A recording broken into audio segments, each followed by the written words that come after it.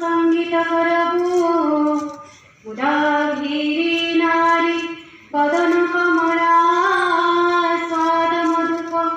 रमा शंभु ब्रह्मा सुरपति गणेशाय चितपदु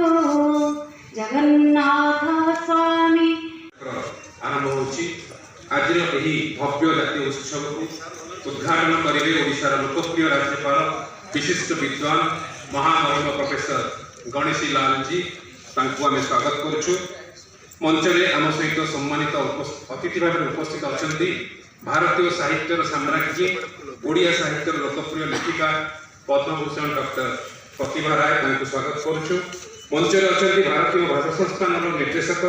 प्रोफेसर शैलेन्द्र मोहन भारतीय भाषा समूहर मुख्य प्रोफेसर सी.वी. शिवराम कृष्ण एवं शास्त्रीय ओडिया उत्कर्ष अध्ययन केन्द्र